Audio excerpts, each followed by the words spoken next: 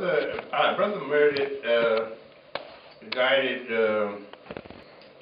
Doug Jones, who was the Dean of Pledges, and we met him, and sometime we were on campus at the University of Washington, and sometime we would use somebody's apartment for our meetings.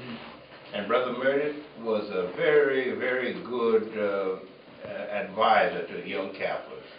And he would always stay in the background, you know, the dean. He never did interview with the Dean of Pledges, but he would always lecture to us and give us the history of Kappa Alpha Psi.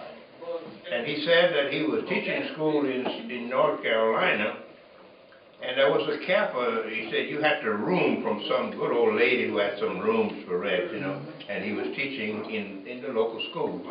And he said there was a Kappa there, and he said when that journal would come in, he would read it all before that Kappa saw it. He said, waiting for his chance to be a Kappa. And then he went to Southern University and was hired as a history teacher, became a Kappa, and was heavy with that chapter, and I think he might have left them a house. I'm not sure. He did. He did, left them a house. He left them the property which they built the house. Yeah, and then he was drafted into the military, was at Fort Lawton, head of the Post Exchange. And on weekends he would come over here. This lady, Dorothy Hollingsworth, had the house right down there on the corner. And he would come down there and have his Sunday meal and relax and be with a family. And then that's when the idea hit him that that maybe he would buy a house. How did he end up being out here again? He was drafted into the military, like my brother. Regardless of where they served, they were massing to go back into the South Pacific to meet his brother and I when they dropped that big bomb, and they decided they didn't have to go to the Pacific. They stayed right here. Yeah, they stayed right here. Oh. And there were GIs like me and others who hadn't graduated on time. And Tom Bradley came in one day and just sat around listening to the conversation of the undergrad and the undergrads, and he said there is too much of a difference of interest between those guys in Gamma Eta.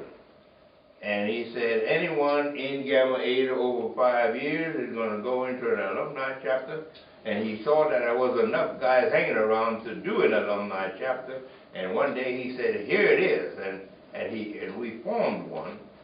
Bradley put that alumni chapter together in 1954 or something like that. And the house followed thereafter. He bought this house with his GI Bill of Rights, and moved in here. He'd never cook. He'd go right down to Hollywood and eat. Otherwise, he'd eat at the Post Exchange. And the true story is that we, with Gamma Eta and alumni, took up the obligation to paying the notes so that the house would be ours. But after the civil rights movement got rough and was going, the money, the interest started varying, and not much was placed on fraternity. And he got sick, and he called Stokes, and Attorney Stokes became Judge Stokes, and Philip Burton, Attorney Philip Burton. They met with him, and he said, let's donate this house to Grand Chapter with an understanding that they will see to it that the notes are always paid, and it is up to them whenever they will pass it back on to the Seattle Alumni Chapter. And by golly, the civil rights movement came to an end. The guys had decent jobs. The Seattle Alumni Chapter started flourishing, and guys cut their hair again, and we had the Grand Chapter donated the house back